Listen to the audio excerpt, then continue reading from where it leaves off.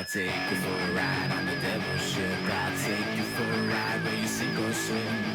Now come with me and let this story begin. The man, Coolopolis. Kristian, welcome back to the podcast. Thank you. Still my favorite TikTok. That's kind of you. Yeah, still. I'm always excited because you know what happens when you pop it open? Yeah. You don't always choose. If I have it closed for a while, it'll select a random algorithm that wants to take me down. And when it's you, I'm always excited. I'm like, oh, this is going to be nice. What are we talking about today? It's usually murder, but I'm enjoying it. Yeah. Well, it's weird. Sometimes I do a thing and it looks like I figure it's going to be really great. It's going to get 10 million views and it gets nothing. Other times I put something out, it's not very good and it gets a lot of views. I don't know how any of that works. I don't know either. Some of my stuff that picks up steam is the stuff that I just put, and then the things I put effort on don't work. The weirdest. Yeah. I don't know what they're doing. But I know that you spoke about a story. I only saw it a few days ago. Those two sisters, the dancers. Yeah. I had never heard about that. It was, it's hilarious. The strip club scene in Montreal in the 70s, there were like 75 of these around town. And I think they started about 1968, a big boom, right? And these two women from France, they were sisters. They started going out with these real bad, criminal guys. And the newspapers were all over this, just going on because one of the criminals killed a cop, I should say. So that the thing is, I do these stories because I did them already on my site, Coolopolis. It's a blog. And some guy says to me, hey, I want to do your stories on TikTok. I'm like, I got to do my stories. You can't do my stories. And it's like, if I don't do it, someone else is going to do it. And on that one, I love playing with this AI. You can just throw little instructions in and take some photos, and it's insane what it does, And how quickly it does it. Yeah. We started using it more and more for the reels, and it makes it so much easier. Just take the podcast, and it's for honestly, it's the B-roll that it really helps with. There's some images I don't have offhand. It'll just find the right one, pop it in there. If I don't like it, I could edit it. It helps the workflow. As long as you use it properly. If you don't, it makes it unlistenable. Yeah. It doesn't make any sense. You have to be really, really strict with it. Kind of like you have to treat it like an annoying kid. Yeah. You set these parameters. You're like, this is all you're doing. Just listen to me. I get pushback. People say, stop using it. Don't use it too much. I just say, I'm all in, man. It's a tool. I'm just going to use it, They said the same thing with electricity. People used to be mad because you used to turn on a switch here, the light will go there. And there were certain places where people thought it was the devil because they go, well, I pushed a button here, the light's there. That's got to be the devil. It's technology. Whether I use it or not, it won't. You have to use it to your advantage. I'm not telling you to do crime with it because you could do some nefarious things with it. That's not what I'm saying. But it's there. It's available for you. It'll help your workflow. You're gonna use it. You'd be crazy not to. Yeah. I like every day I'm lying in bed, get these ideas. Oh, I got to tell this story before I forget or before the impulse leaves me. Like just last night, I think I had this idea. I have this memory of I was about 14, 15 years old. My father, he was much older than me. He was late 60s. He says, I want to go to this gala dinner. I have no one to, go with. Would he come? So I say, sure. And it's to honor some guy retiring. And he points to a guy across. My father, he's like a intellectual busybody. He's not like a criminal. He says, that guy over there, he had a contract out on my life. I'm like, what? What are you talking about? I think I was 15. Like, what does that mean? You go to the post office and something? What does this mean? And he goes, but everybody on the street admired me too much to take up the contract. I'm like, I couldn't compute with that because my father is not in that world. He was like, he had a downtown business and stuff. And to this day, I don't know what the hell that was about. But the guy who did it, who was supposedly had the contract, was named Joseph Zappia. And even I, at the time, knew who that was because he was always in the news. He's the guy who built the Olympic Village, full corruption, and he eventually moved off to Italy and died, And so I've got to tell that story, There must be something there. Maybe business-wise, he needed something from your father. He wouldn't give it to him. Well, my father was also a busybody journalist, so he was involved in like the midnight scandal sheet in the 50s and stuff. So that was, I was always trying to, I don't even know, but he had a downtown parking lot and he was always in everybody's business and stuff, talking to people on the sidewalk. Do you guys don't still have the parking lot downtown? No, the parking lot no longer exists. It was on the east side of the Montreal Forum, and I guess there's a building there. I guess Stephen Bronfman built that big complex there. When he wanted to build it, he went to every business. I don't know if you know about land assembly. It's like you got to pretend you're one person to buy a property, and then otherwise, they're going to know that you've got a ton of money. You want to buy it all. So so some other guy inherited after my father died, so he sold it, and that's part of that complex now. But yeah, that parking lot was insane. The memories I had there. The most another thing I'm thinking about a lot is there was this one guy named Claude. He was tiny. He looked like he was going to die, like jaundice or something. And I couldn't speak a word of English. And my father and his third wife there ran the place, couldn't speak any French. But this guy was magic because the goal of this parking lot was to park cars really close together so you could get more cars on the lot for the hockey games, right? $4. That was a lot of money back then.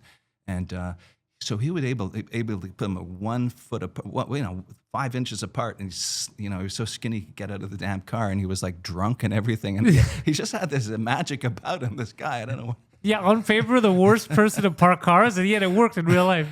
It was insane. He's just a drunk Frenchman who's parking your car. And there was other people wanted to do that job, but nobody could beat this guy. He was the king. It was so strange. That whole area did such a kind of 180 when the Forum changed. Mm-hmm. And then now, ever since COVID, it's been on this steady decline.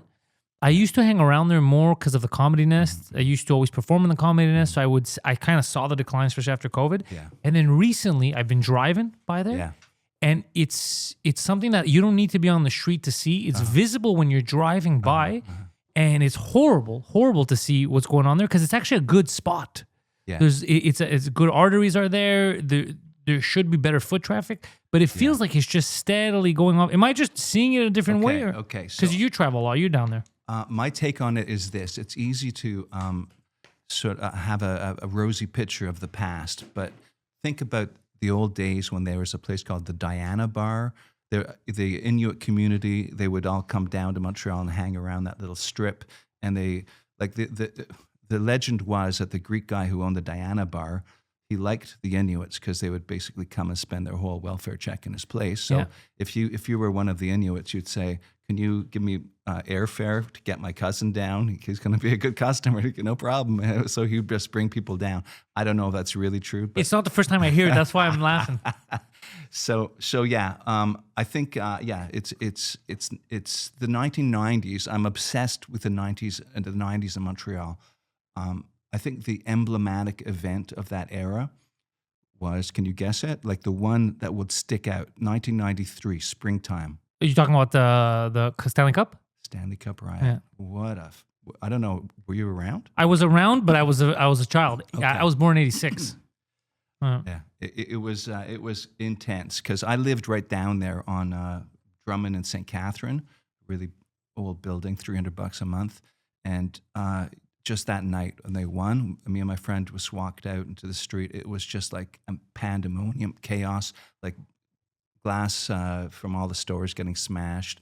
Like there were people on, Place Ville-Marie has this plaza, you could go up and they were throwing beer bottles down from the plazas. Someone could have gotten killed, You think we would have lost, that they wouldn't have won? Isn't it insane that they won the Stanley Cup and that was the reaction? Imagine how they lost. It was a different time, but my hypothesis now is that I think we might be headed towards that again because, like, we have this notion that, okay, we've solved the problem. All the students were causing the rents to go up and stuff. I'm contrarian on that. I think the students, those foreign students that were here, okay, I know that they weren't white or whatever. Maybe they didn't fit in with our culture, but they were bringing a lot of money into this town, a lot of affluence. And people who think that, if we get a little whiter in this country, it'll be better, I think it's false because the 1990s were very white and everybody was a crackhead and there was thieves and everybody. It was nightmarish. I don't think it's the white is the problem. I think it's the culture that they bring. And like you said, if the culture you're bringing is affluence, education, that's what's going to make the city better. Yeah. Like I said, I think that it was a pretty good, if we had only thought of that little trick, getting those foreign students in the 90s, we wouldn't have had that 6-year recession, which was, if you lived through it, it was like so many like ramshackle apartments. Everybody was on welfare. It was like, it was, so it's easy to say, it's getting worse now. But the referendum played its part in that too, no? Absolutely, yeah. So if you look at the actual, I've studied this quite closely. The North America had a big recession for a bunch of years at the start of the 90s, but our recession didn't end until the referendum ended, And when it ended, once the referendum ended, we actually had a pretty good period. You know, the provincial liberals, Couillard, Charest, that sort of thing. It was a pretty good ride we had. It went pretty well for a while. And now we're kind of at stuck between a rock and a hard place. Because I'm normally pretty optimistic about, hey, there's a possibility, but I've been so pessimistic the last couple of years because I don't see an easy way out. Yeah. I found out yesterday about Canada in general. I didn't know that one of our top 3 expenditures in the last 2 years, a government, this is federal, has been for reparations for Native American communities. But the money, because then you'd wonder, you'd be like, well, shouldn't we not be hearing about no clean drinking water in schools? It's because it's billions of dollars or whatever goes in there. However, it mostly goes to committees that are talking about deciding where the money goes. So it's not actually going to them at the end of the day. So it's just massive expenditures on nonsense that isn't helping anyone. Yeah, and it's like there's been documented proof that the chief of these reserves will be stealing a lot of that money, and everyone's too polite to say, hey, come on, cut that out. And then they say, hey, well, they got no drinking water. I don't know. It's like, that's not my area of expertise, but yeah, I'm against government. It's just another criminal gang. I don't want to know about them. They put their hands in their pockets very deep all the time, and it's like nobody ever really questions it. It drives me nuts. We become used to it. We acquiesce to whatever they ask. We're like, oh, it must make sense since they said it. I think a lot of people think, okay, well, other people are making more money, so they're paying way more. I'm getting a good deal out of this. So that's why, you know, it's like a lot of people saying, I'm not really paying tax, but no, we're paying it everywhere. It's when bad. You buy stuff. Yeah, no, it's bad here. It's I'm with you in the sense that people just got used to it. So when I argue, they get mad at me. Like, well, what do you want? We can't not pay taxes. It's like, well, other places aren't suffering the way we are in terms of our taxes not going to the right places. So I don't think we have it down pack. We have 30% of kids that go to school hungry. Like, clearly, it's not working. Yeah. I'm like a utopian, an anarchist, thinking if we got rid of all government, police, everything, what would it be like? You know, Montreal used to, like about 150 years ago, 1800s, we actually had streets that you had to pay a toll to go down, like, you know, downtown street. If you wanted to take your horse and buggy down that street, you had to pay a little bit of... To a local gang? Yeah, whoever maintained the street. And so people would go around it, and, you know. That's actually funny. I wonder, well, that's kind of what we're doing now with these tolls, these bridges. Laval, sometimes I get hit with those. There's a ticket I got to pay. And I have no choice, right? I'm already driving. It'll take a photo, and then they'll send me the bill. Yeah. So it's you got to get one of those. Yeah, anyway, I'm not gonna. I don't go enough. I don't go enough to warrant buying one of those passes. It's once every couple of months that I get hit with one of these tickets. It's like $8 or $12. Sometimes it's $8, and then sometimes they don't send me the initial letters, and they'll send me one for like $60. They'll be like, "Well, you didn't pay it in time," but I didn't know. Unless you send me in the mail or you call me, there's no way I could imagine that I'm going to owe this money. I'm going to forget as soon as I cross that fucking bridge. I'm so cheap. I think I got one of those bills once. I said, I didn't know about this, and there's a snowstorm and your signage isn't prominent enough. And the guy was like ready to let me off, but I think by that point, I already paid for it. So I used to be one of those guys who would contest every ticket. Oh, same. I used to contest. When I first got my car, I'd be in court with a folder and papers, just overdoing it and be like, Your Honor, look at this sign. Does this sign look like it was the funniest fucking thing? Did you win? There was one that I lost, but it was my fault because I didn't realize that I had already paid it, and I was contesting something else when I went in. It's like, that's not what you're here to contest. Yeah. But all the other ones I would win. But I would be right. It's just that, was it worth my time? Absolutely. I used to forget those all the time too. And it's like, then you had to pay $20 to get a new appointment. But the worst of them all, I'm a little famous for this. About 6 years ago, I was in the papers for this. I own a building on the West Island, an apartment building, and somebody came and did a small squiggle on the wall with a spray paint. And so the city of St. Anne de Bellevue calls me up, and they go, there's a little squiggle in your wall. And I say, yeah, I guess that's right. And they go, well, our policy is that we're going to paint it over in white so there's no squiggle there. I said, okay, no problem, but give me a few days. I'm going to see if I got the right color so it doesn't look goofy. And I did. It was the middle of the winter, you know. Yeah. You're not really going to paint a wall in the winter. And I never heard of it again. I said, I'll wait till the springtime when I get the right color and all that. And in the spring comes, I get like 150 tickets for $7,500, $7,500 each. Yeah. Or total. Total. What? Wait, $7,500 because of the squiggly line? Yeah, so they said that I had refused to cooperate, and they had a whole narrative, and I had to go to court. It was just sort of like 2 full days in front of a judge, to go cross-examine. I said, how long did you speak to me on the phone when you claimed that? It was just like, it was like and so when the verdict came down, I was like nervous. She was like sitting there about to say what happened. She goes, I find you guilty. I'm like, no. And she goes, of one fine, you will pay one fine and the rest I'm going to excuse. So I paid $150, but it was just insane. So it's like, yeah, the level of stupidity. The level that they went to, instead of calling you Yeah. back and being like, hey, by the way, we just want to make sure, is it because it's cold out that you didn't paint it? Yeah. Or like, nah, just keep giving him tickets. Yeah, I don't know. I think the guy might have gotten fired or something. I don't know. Wait, that's absurd because he must have cost them money too. They had to get a lawyer. Yeah. Oh, I think it was a big embarrassment for them, and it was in the papers and stuff. And I don't know, that kind of stuff drives me nuts. Is it, what would you call that? Abuse of power, bureaucracy? What? I mean, yeah, definitely. It's just bureaucratic nightmare. They just they didn't know what they were doing. One guy assumed that I knew, and the other, nobody bothered checking. And do you have a lot of issues with the city normally, being a building owner? Do they? Ever since then, I think they're sort of like stepping a little bit, treading a little bit lighter. Because they know you'll fight back. I didn't want to fight back. I didn't want to deal with that. But yeah, I think that's it would be better if they just left people alone generally. Have you noticed, because you're obsessed with the 90s and you're looking at the old Montreal the way it used to be, are you noticing an increase in organized crime presence or a decrease, at least in the presence? Not so much as, because they're always going to be around. We can't. Are you noticing more or less? Because you're out and about, I see. You got to look at the biker war. It was so all pervasive, and kind of we all pretended that it wasn't happening because we didn't know those areas or the people involved until that little boy got blown up. So that was like this thing that really colored that era. We don't have that right now.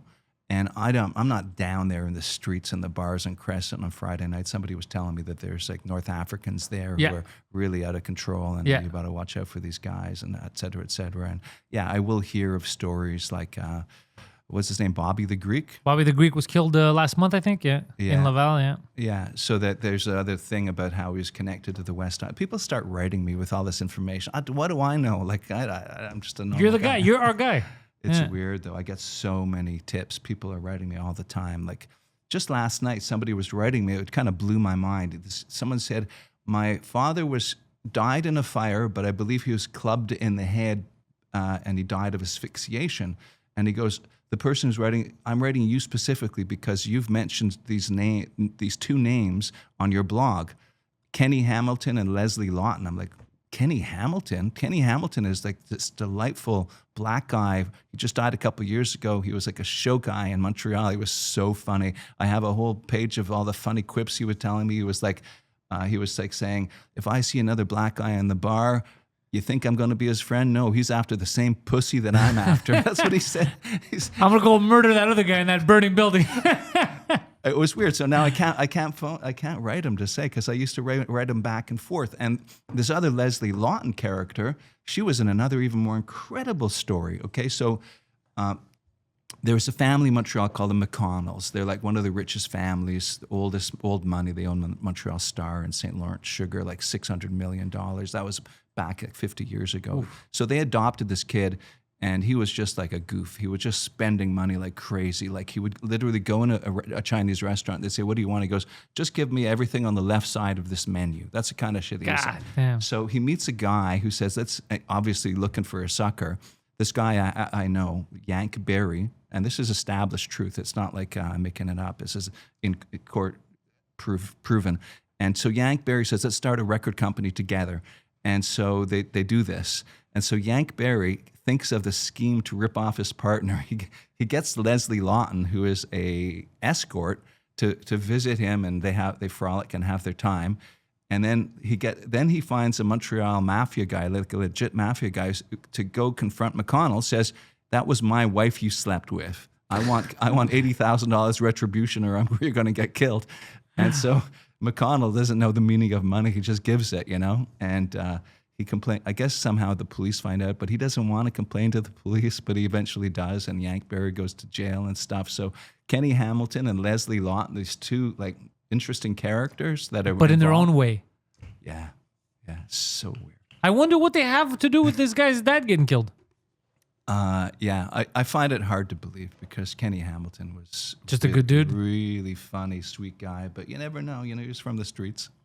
Yeah, this city is such a colorful. I feel like we don't have enough shows that really showcase the insane, vibrant, colorful Gotham City-esque history of Montreal. Yeah. Well, I'm trying to fill that void. That's what I'm trying to do. I love it. But I'm always thinking, what is the story? What's the one that everybody needs to hear? Like, I don't know. Like, I'm whenever someone says, I like your thing, I could say, well, which story do you like specifically? And it's like, this one. I don't know. There's like, I want to nail down the ultimate one, I don't know it's hard to nail the ultimate one because I think, like, I'll hear something, you'll put something up and I'll be like, oh, wow, that is so Montreal. But then 3 days later, you'll pop something else on there and I'll be like, oh no, I think it's so colorful. There's so many variations because the Montreal crime that Gotham City-esque is a part of our identity. That is part of Montreal, but it's not the only thing. There's so much stuff that's fun just about the land, and even the new one now about the Decari. And there's stuff that's like, man, that is interesting. This is all interesting things that are worth maybe being in a long documentary with colorful characters and maybe some reenactments of the evolution of the city. Even your story about the Nuns Island and like all that stuff's fascinating. Yeah, totally. I just sit there, festers in my mind all of these stories. I think, what about that? What about this? And it's like, I think something wrong with me, because I'm always like speculating and trying to put things together. I'm just sitting on the couch and my wife's talking to me. I'm just ignoring her, like in my own mind, Like, what I want to know is who's really, because we do have some real money in the city. We do have like Bronfman. I want to know who's really in charge of Montreal, because it's not the mayor. I'll tell you that much. It's not there's no way. There's got to be real money that dictates what's happening. But it's one of those cities where we don't know. There's some people here that have like the money that they have that like some people don't even know about the Bronfmans or what they've done or like the history. They don't know.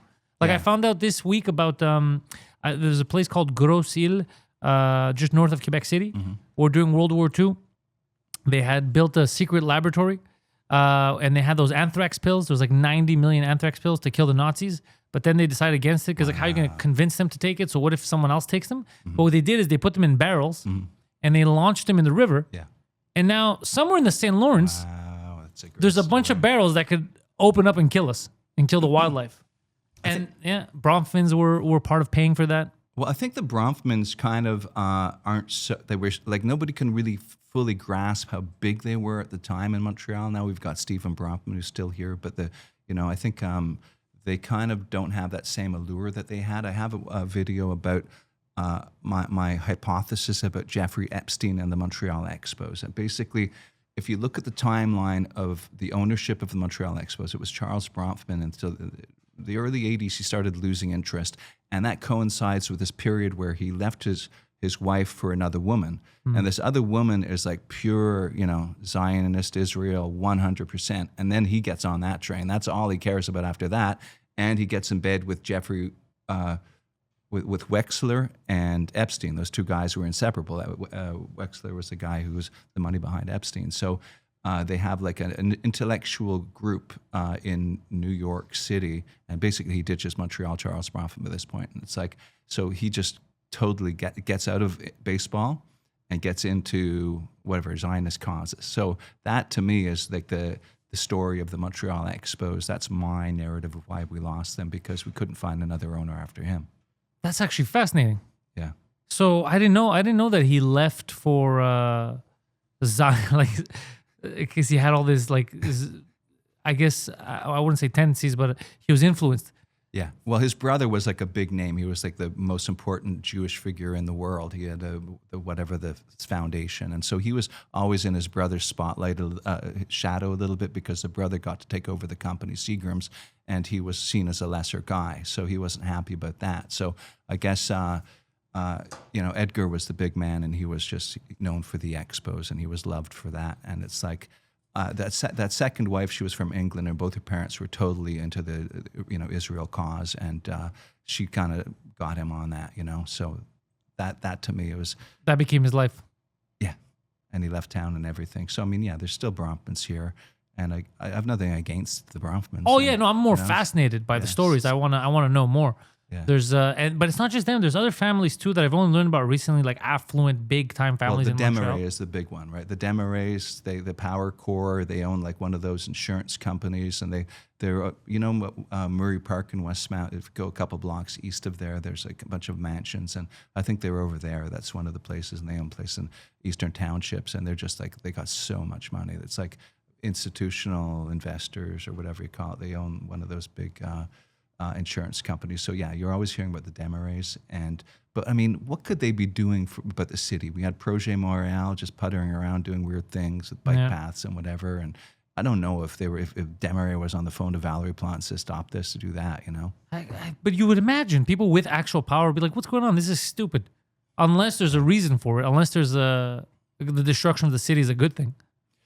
Yeah, that's a really interesting point. If you look at some of the recent studies, they're showing that Montreal is projected to decline in population and the other areas around. I mean, that could be hugely disastrous for the Montreal economy. You're talking about tens of thousands of empty homes, you know? It's like, obviously, I don't have to explain it to you that the provincial government, CAQ, has all his seats outside of Montreal, and he just doesn't care about Montreal. In fact, he wants to see it fail. It's quite obvious. I mean, I'm not telling you anything new. So hopefully next year when there's an election, we'll be able to turn that around to somebody else. So who is the big question? That's what there's no one that anyone has confidence in. It's all mishmash of maybe this, a little bit of that. Well, the PQ is, I think, melting. They're just sort of gone out of their minds with it, trying to invent a new money and stuff. And they start talking about the money. I saw, Yeah, they want to have a referendum, and 80% of people or whatever don't want to do that. So that I don't think you call for a referendum when times are like this, when times are tumultuous but not good or fully bad. If it was fully bad, you could call a referendum, everyone. Or if it's fully good, we're doing good, we'll think about it. Hey, let's have our own country. Now that everyone's lost confidence in all forms of government, like what? We don't even trust this government. Why are we going to start a new one that we don't know yet? Yeah, it's the worst time to call for a referendum. Well, I'm going to ask you, do you remember the 96 referendum? You were young. I only remember when I was young. I remember the voting polls. I remember with my mom. I remember talking about it in elementary school. I remember the teachers talking about it. I remember kind of the feel around the city. And then I remember the whole fear of the French hate us. Everyone's got to get out of here. And then that led to an economic disaster. Because all the stories I hear about good Montreal and people making money were all before 96. And the real money, when Montreal was really something, it was before even the first referendum.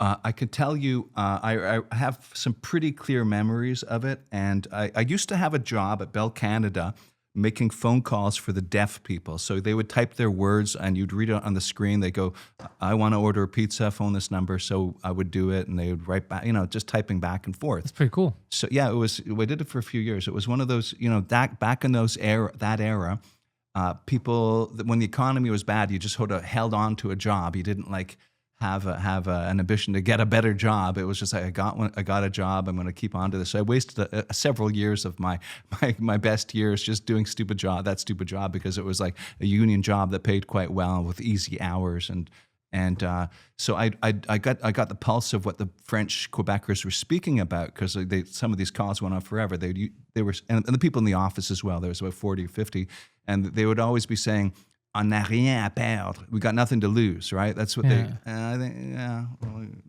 you're right. So in other words, that was a bad period of the economy, and they figure whatever, the only way is up. Yeah.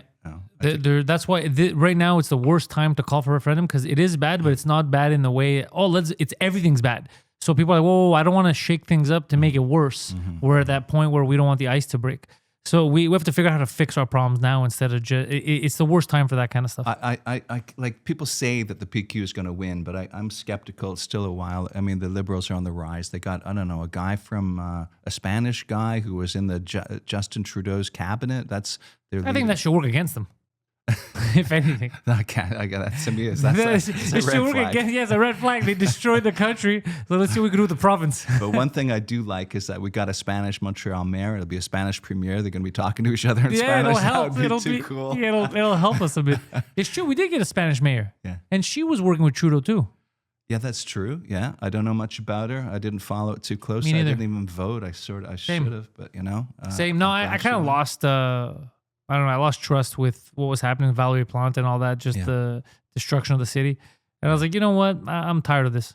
Yeah, it's like these cycles between the ideological governments and then the practical governments. I personally like the practical, pragmatic. Same. I don't need you to tell me what to think. You're like, just do a job, get that done, and that's it. I don't care about your this whole ideology of we gotta be green. Everyone's got a bicycle. Lady, 8 months out of the year, it's too fucking cold to walk out there. We don't need bike paths everywhere. Yeah. It's the last thing we fucking need. Totally. Yeah. So now I'm again, but I'm a small government guy. I don't like too much government. I don't trust the government. I believe in people living their own lives and deciding for themselves. I don't like the government. Voila. I agree totally. Making all these decisions. But I have noticed something. Plato's allegory of the cave, I was telling him earlier today, is now more obvious to me and more relevant to today's time. It probably was then too. I'm like, it is strange that you'd think we would have learned something after thousands of years, but we're in the same situation where people would rather ridicule you for trying to show them a new way than looking at their own self and being like, oh yeah, this is a problem. Oh man, they attack the second you tell them that they're doing something wrong. During the COVID years, it was just the absolute worst for that. It was like if you dared, challenge it, people thought you were like out of your mind, and it's like, I don't know, man. That was the darkest time I think of modern history here. It was, especially when you go back and you look at the stupid things, the 6-foot rule, the mask to stand up and walk in a restaurant, but like all that stupid stuff that people were following like a religion. You were telling them, this doesn't make any sense. I'm standing up. I'm taking the mask off now. None of this makes any sense. They're like, that's what they said. Just follow. No common sense. No, wait. How the fuck does this work? This doesn't make any sense. Yeah. I think that people feel sheepish about it now, but are too sort of embarrassed to admit it because they bought in totally. They just don't want to think about it. And it's like freaking injections, for God's sake. Yeah. Don't even get me started on that. We learned so much now that we didn't. And even then, I was doing a little thing a few days ago where it showed how the narrative was changing just based on the origins. So now the lab leak is the officials. But initially, the lab leak was the conspiracy. Right. And they were saying if anyone says it, the Wuhan lab theory, it's a conspiracy theory and it's dangerous. And people are getting deplatformed, kicked off of Facebook, YouTube for something that is now considered, oh yeah, that's the officials. That's the actual truth. But they were getting kicked out. They were getting deplatformed. And they're called conspiracy theorists for something. It must have been like that for like Galileo being like, yo, that's, the sun over there. Yeah. Like, I don't think we're the center of the universe. I mean, that's the center. I think we're revolving around it. Yeah. That's how he must have felt when everyone's just trying to kill him. But I want to feel uplifted that we got through this and that we learned something, but I don't feel it. I don't feel it. I don't think we just exposed how freaking like. Yeah. And you can't, what I've learned is I don't need to argue anymore because I saw a good point that said with one fact, you could change the minds of 40 smart people, 40 scientists. They like a fact. But 40 facts won't make a difference to an idiot. It won't make any difference. So there's no point of arguing. Yeah, and it's like the way that I think we've allowed our minds to be taken over by the disgust reflex, the ooh yucky. It's like, so these people were protesting in Ottawa, and it's like instead of like evaluating the merits of what they were complaining about, people were like ooh yucky, they're Nazis or whatever, and it's come on, Nazis. These fucking people in the bouncy castles. Yeah, they got a bad rep. And then the accounts, it was a crazy time. And then they all voted to take away people's rights. Remember when they voted for the emergency measures? Yeah. Here's what I love about that whole story, and they shut me down every time I talk about this. The city of Ottawa faced protests for about a month, asking to remove those measures, all those things that we thought were a bit exaggerated. Trudeau fought back, said no, asked for emergency powers. As soon as all that was done and they cleared them up, they pulled back those emergency measures. So you did what they asked you to do. Yeah, sure. Yeah. You just didn't want to do it because they asked you to do it. So we spent a month, you called them crazy, but you still did because that was the logical thing to do. So why fight with your people? Why not do it from the beginning? Be like, okay, I understand, guys, you're right. Give us a week, we're going to figure it out. It's a little crazy. They waited the whole month. They fought with half the country. It was all said and done. And then when it was also, instead of people being like, oh yeah, that's true, I'm not wearing my mask anymore to go in the store, I'm not. They were still against the truckers, calling them names. But if they're wrong, then put your fucking mask on. Put your fucking mask on, stupid. I don't know. I think my latest interpretation of the way things work now is like the we're so much in debt. There's so many problems. Who would get into politics? Who would do that? It's like all you're going to have to do is go in and cut budgets. It's not like we've got this robust wealth that you can govern over and people are going to love you. But so it's like we're not getting talented people there at all. Like that Justin Trudeau that's not a very bright guy. Sorry if you're watching this, but this guy. You know, he was pretty thick. The stuff he was saying about like if you don't get a vaccine, the shot, you're gonna be a. None of it made sense. I'm taking it to protect myself from the virus, but if you don't take it, I'm also not protected. Then what the fuck am I taking? Well, none of it makes fucking sense. And people repeating the dumbest shit. People repeating the dumbest shit. They're like, if you don't take it, even if I took 9 of them, it affects me. How does it affect you if you took it? How does if you have a bulletproof vest on and like you better put one on because if they shoot you, I'm gonna get killed. That doesn't make any fucking sense. I know. I mean, for about a year and a half or 2 years, every day on my Facebook thing, I was doing updates and discussions about what the latest science is. And I realized, nobody was really paying attention. I was like, but I convinced myself because it forced me to really research it. So I totally understood the dynamics of what this injection was supposed to be and what's going to do and the dangers of it. And I don't think people were aware at all. No, we were scared. Everyone was scared into it. Sure. Yeah, a lot of fear mongering, as they would say. Yeah, I didn't like it. And now, I don't know. Now we're at a different time, but it's still, like we said, the city has a lot of good history that you're going through, but the future doesn't look so good. There's a lot of gangs, a lot of economic issues. Yeah. Well, but on the other hand, we have been through this before and we've survived. And like I said, the 1990s, it was a different time. We didn't have the technologies, we didn't have the phones, but people were connecting. And there was, it's a different time for me. I was more coming of age back then. So I have fond memories, but it was also, I acknowledge that there was a total disaster of the economy at that time. So yeah, what the future holds in store, I'd like to see some sort of revolutionary change. I'd like to see Montreal sort of take more power within the province again. Like I thought we had it not so bad, but we've got issues like nobody's going downtown to work in offices anymore, and that's really paralyzing the economy on several levels. They can't collect the taxes from the buildings anymore, and then there's stores are going to go empty. So I don't know, man. It's like, and why would you, they say, well, just convert them into all those offices into houses, but why would you want to be living in an apartment downtown if you don't have to work downtown? And there's no businesses downtown. Yeah. Because part of the convenience of downtown was that you would have your work and you would be able to walk to work and you'd be able to walk to all these businesses. Yeah. But if most of them start shutting down, then why would you pay a premium to live in a desolate, crack-infested area? Yeah. On the other hand, I rejoice in not having to work from an office. I work from home, and I work plenty hard. I just sit in my underwear and I freaking type in all day. So it's I'm glad those offices are emptying out. I get it too, because the time I felt the most free was when I stopped working 9 to 5 and I started my own business. I started doing podcasting full time and stand up. And it's obviously scary. It's the scariest thing because you have no guarantees. But it's the most free. Like, I love having my studio. I love having my office, which is this, and coming here. So I get people not wanting to go back downtown. I don't want to force people to go into these shitty jobs. However, some businesses need to thrive. And I don't think they're doing what they need to help those businesses thrive. They're either overtaxing them. They're not giving them breaks. You've seen what happens when they'll block a street for construction for a couple of months, and then people don't get walk traffic. Yeah. They just tell most of those businesses, deal with it. Yeah, of course, yeah. Yeah. And then they're surprised if they shut down. Yeah, there's a bunch of offices around Peel and St. Catherine that totally went empty, and it's like they're in major bad shape. Like the Mount Royal Hotel, Les Cours Montreal, they call it. It's basically 3 buildings. We've got like condos on each end. In the middle, there's offices, and there's a lot of retail in it as well. But the office section recently sold for like nothing. It was like basically free. The guy who bought it, he just got it for like pennies on the dollar. I think it was like half the, like $20 million. It's supposed to be like $40 million or something like that. So because they can't use it. It's about 40% empty now, and that's just one deal. There's all sorts of offices going like that. There's one that's totally empty on Beaver Hall Hill in Dorchester there, and it's not looking too good for the office sector. Podcast studios. Let's convert them. We'll just make a bunch of podcast studios. You know that area? On Sherbrooke, close to where Zante is, the restaurant, and I think there's that Cartier building. I don't know which corner you're talking about. It's close to Peel and Sherbrooke. Okay.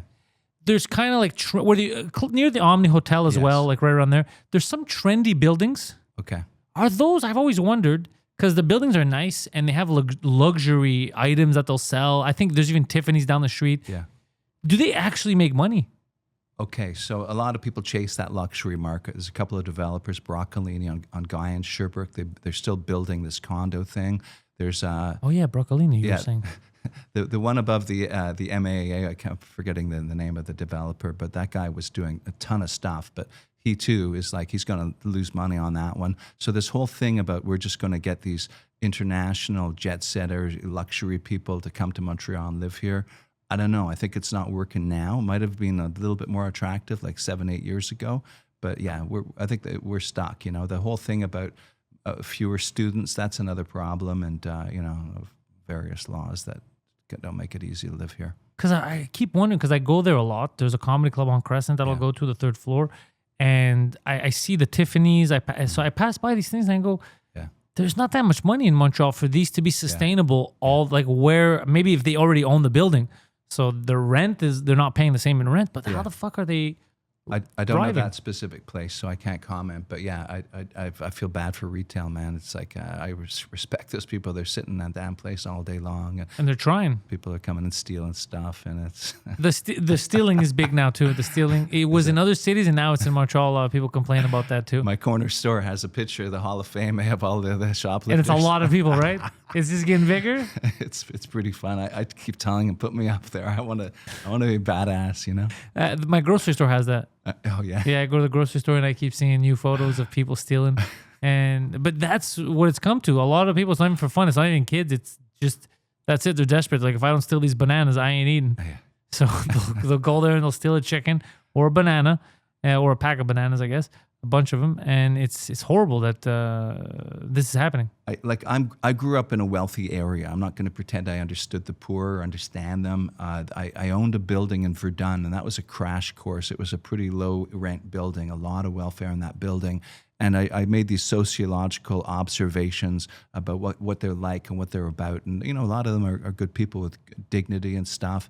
But there's a lot of them that are lost in their own little world of head games, and they're babbling to each other about nonsense all day. And it's like, you know, some of them are doing the drugs and stuff. And, you know, you can't paint them all with the same brush. But there's so much human potential that they could be getting stuff done. It's like, come on.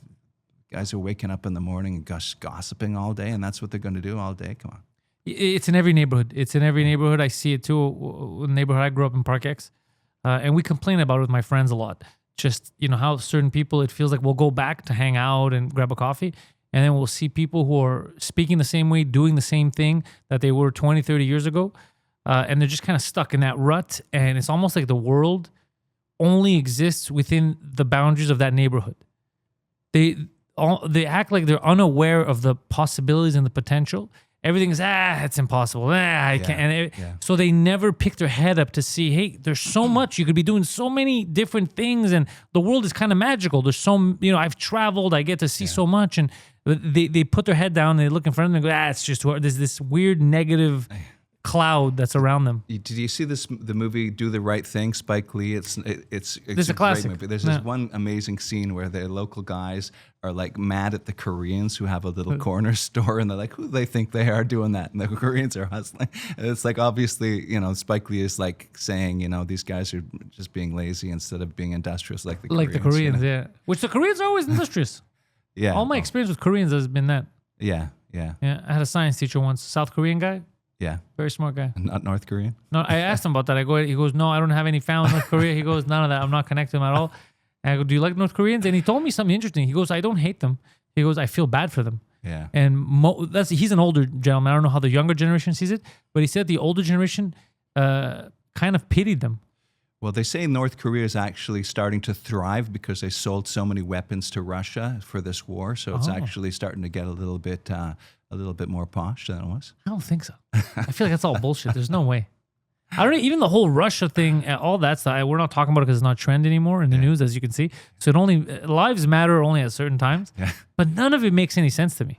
Oh man, I follow the Russia thing so close. I like hours a day. I'm looking what's happening today. Are you serious? Like, anything happen? I'm totally pro Russia. I'm sorry. But has any? Well, yeah, they're moving forward. They're moving forward. They're moving forward because they're making it seem like the Ukrainians are winning. Yeah. I don't think that's true, or else it would have been done. But none of it. There was a nice guy.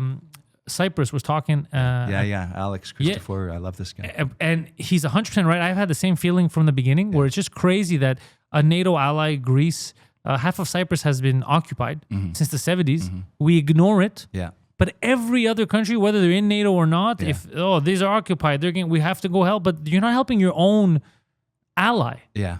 Yeah, I understand. So it's all bullshit. Sure. So it's all, there's other reasons on why you're doing this. It's not because you give a shit about the Ukrainians. Yeah, like for example, if you look at South Sudan, Kosovo, East Timor, these people said we want to separate and become a country. Well, they just let them. It was no problem. But when Eastern Ukraine says we want to separate and become part of Russia, it's like, oh no, that's terrible. That's evil. So it's like, yeah, no, that whole thing is super complicated. I meet a lot of pro-Russia people who keep telling me, like, it's not what you think it is. It's not as simple as a...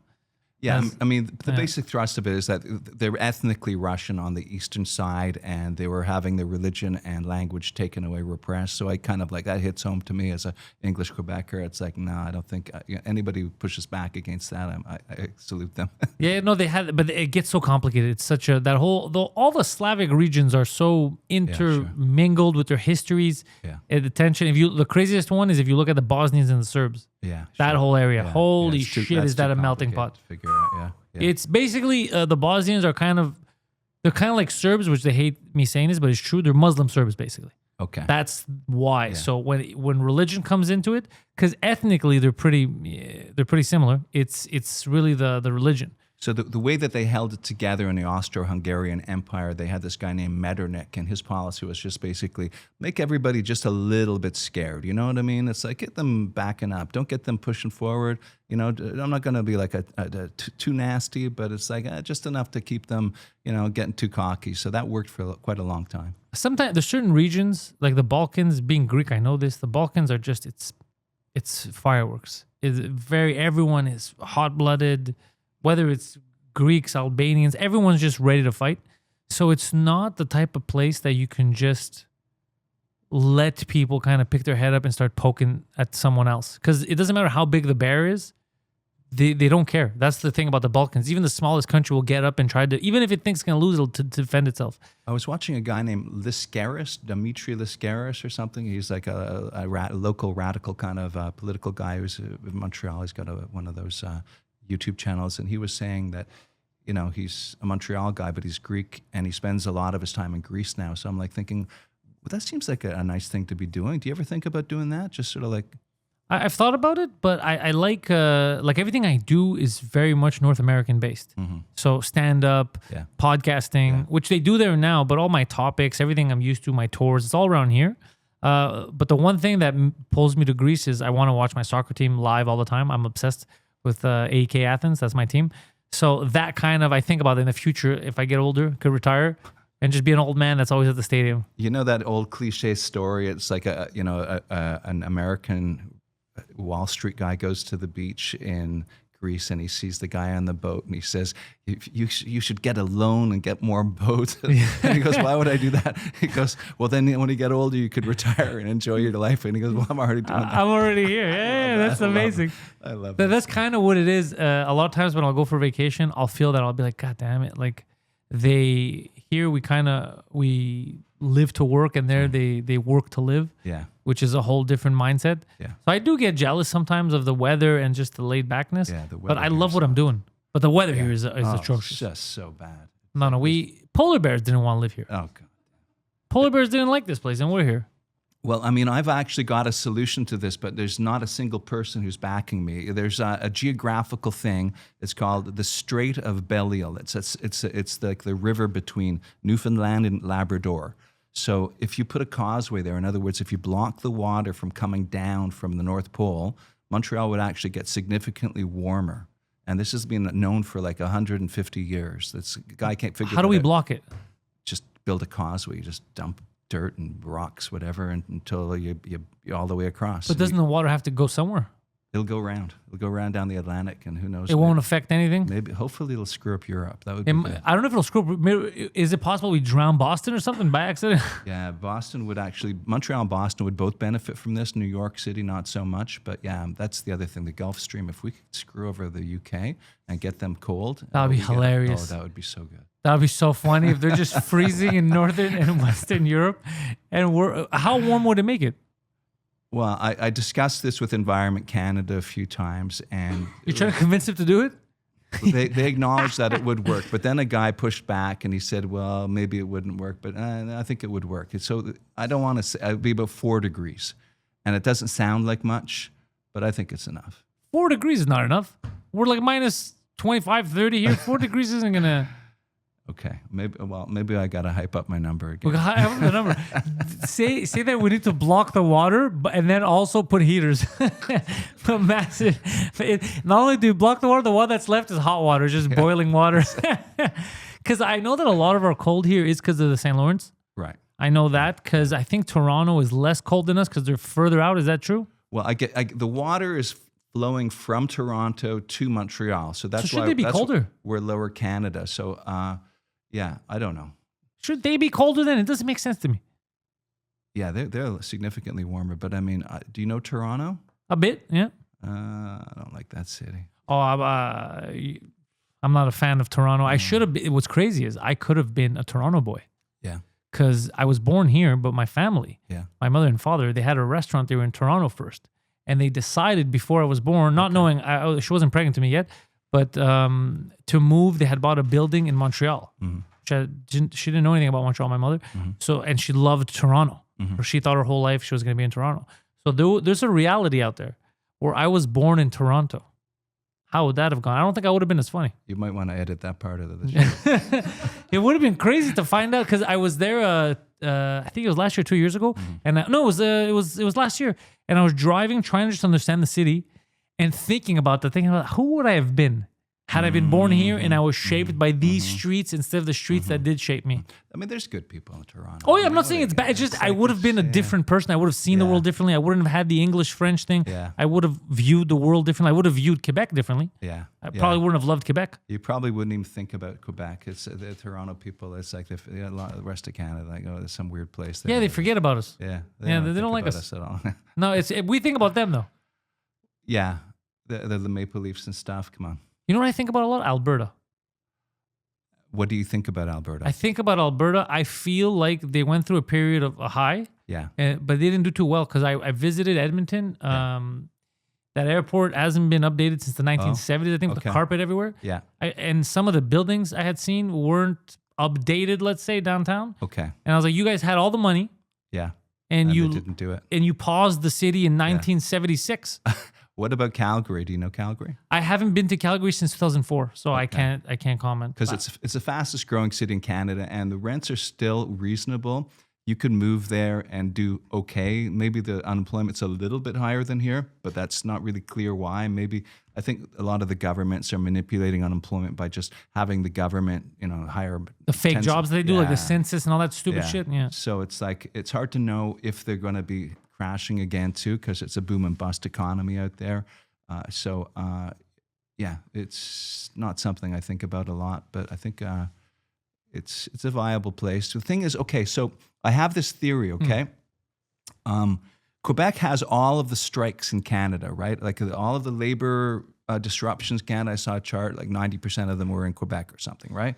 And I'm trying to figure out why is that? And it occurred to me, I was watching this guy called Professor Jiang on YouTube. He's a Toronto guy, a professor who does these YouTube videos. He's quite brilliant, a Chinese guy. And he says... Wait, is he the Chinese guy I've been looking at on TikTok? It's so crazy. He talks about everything, right? He knows everything. He's in Toronto? So weird. I think he's in Toronto, yeah. Oh, I got to go see this guy. I love this guy. I thought it was an American Chinese guy. I didn't know it was a Toronto Chinese. I got to go... this guy's so amazing. So he said this thing. He said, okay, in the 1800s in Europe... Like England didn't have any labor problems. Like nobody was having riots over labor, but Germany and other places were. So his explanation was that England, you could just go to the colonies, you move to Australia, move to Canada, you get a job, you do have a career. Whereas Germany didn't really have that. A lot of people did move to the States and stuff, but it wasn't the same. It wasn't like that easy option. And it occurred to me, Quebec is the same, right? Quebec workers, they're lobsters in the pot. You know, they got the language problem. They can't just move to Calgary or Vancouver. They can, but you know, it's Not all easy. of them. It's not easy. Yeah, if you're not bilingual, it's going to be difficult for you to be. So therefore, they're stuck here, and that's why they're always fighting for better conditions because they don't have the alternatives. I'm just going to, you know, get a job and move to Houston or something. That just doesn't happen. That's such a smart observation. It's so simple. I can't believe I didn't think about it. Yeah. You know what I did think about that bothered me about these strikes with the STM? Because people said, oh, you shouldn't be against these strikes. You're Greek strike all the time. The difference is Greek strike because they haven't been paid in 6 months. That's why they strike. Yeah. Here, they're getting paid and they're striking because what they agreed to do for the money they agreed to do, now they don't like it anymore, so they go on strike. That's not a strike situation. That's a renegotiate. You strike if they're not paying you, they're abusing you. Yeah. Then I'm all for a strike. But as a renegotiating tactic, it's insane to me. You're holding everyone else hostage. It's weird, man. I'm all for strikes, but it has to be for, you know, abuse and things of that nature. Not like, you know what, the contract we agreed to that I said, I will work for this amount of money. I don't like it anymore. That's crazy. Then renegotiate. Don't fucking stop working. I have it. I don't know. It sounds like I'm not a very big humanitarian, but I kind of think in the future when all the robots are doing all the jobs, the things are going to be cheap, and it's like we won't have to worry about stuff. But I don't know. What's coming though, whether they like it or not. People, because I don't like it. I like the human aspect. I still, even though the easy self checkout is fast. Yes. I like going somewhere and talking to someone, or kids are bagging the fruits. I like that. I enjoy. I'm a video store guy. I wish video stores still exist. I enjoy the person to person. I love that. But so I don't want it, but I know it's happening. So when I see this on my Facebook feed or my social media, people saying, I never use the checkout. It's like, I have that thought, but I also have the opposite thought. It's like, you're pathetic that you need that to be your social life. I don't need to be my social life. Trust me, we've used the self-checkout earlier, but I like the idea of having, and it's nothing to do with the economy. I like the idea of just people working in their community, and people talk to me and I speak with people. I like that. Then always, you know, we have our blinders on. We go in, we talk to a robot, we buy our stuff. It's fucking weird. It's very, very rats in a maze. Plus with this whole 15-minute cities thing that they're trying to push everywhere, I feel like we're easing our way into it. Yes. We're going to get so used to just having everything 15 minutes away, we won't want to visit. And it's so fun to visit other places and meet people. I mean, they say that older men, and I fall into that category. I'm not young. They don't have friends, and it's like this is a big crisis. And it's like, oh, geez, I'm a little bit guilty of that. And I realize I kind of don't really want friends because they're gonna be on the phone with you for the longest time.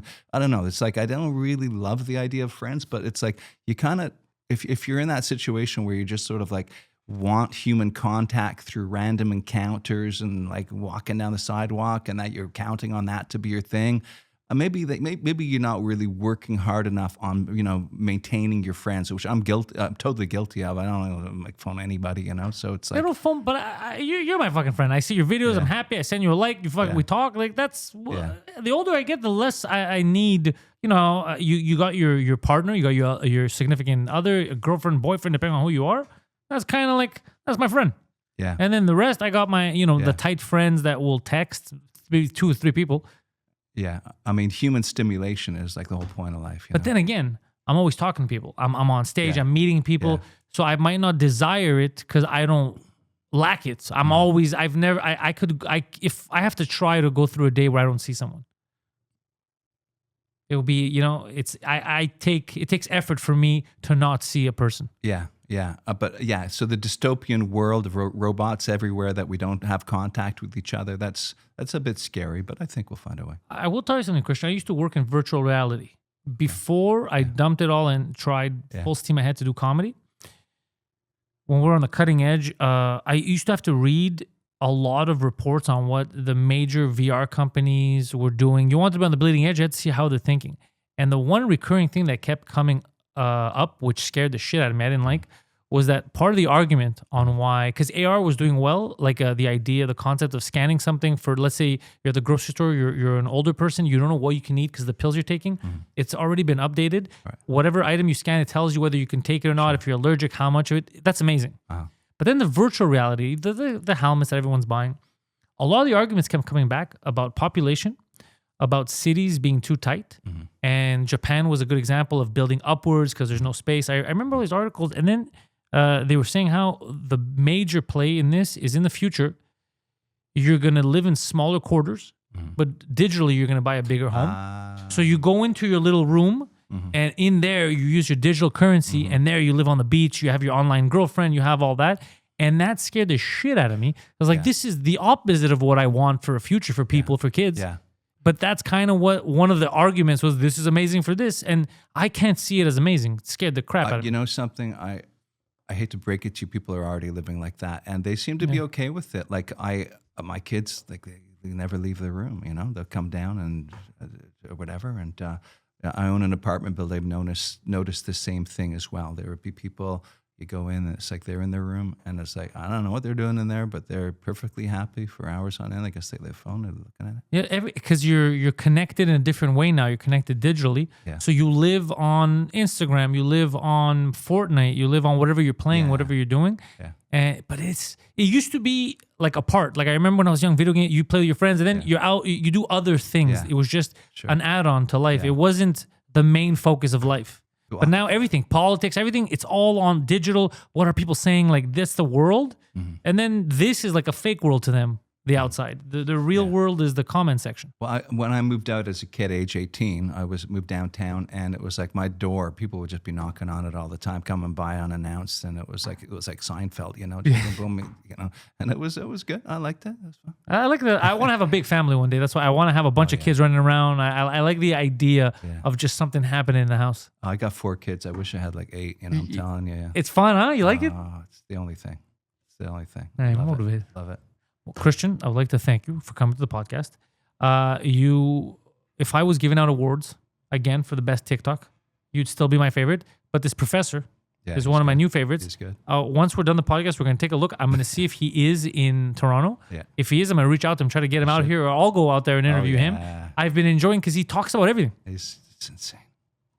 At first, I thought it was AI. I didn't believe it was a real Chinese guy because there's no way this guy knows about all these different topics. And he's amazing. He's a contrarian too. Just today, I was watching him, and he was saying that Stalin was the greatest man who ever lived. I hate him saying that because I hate communists. However, I would like to hear his argument because I'm all for open dialogue and discourse. There we go. Yeah, also, as a Chinese man, of course he likes Stalin. Thank you, Chris. Welcome everybody to the thoughts in my head. All my confessions are the latest trend. I'll post them on my feed for you all to read. No remedy, no alibi. It's only me, myself, and I. Memories I capture, time's gone by. We've built this prison cell.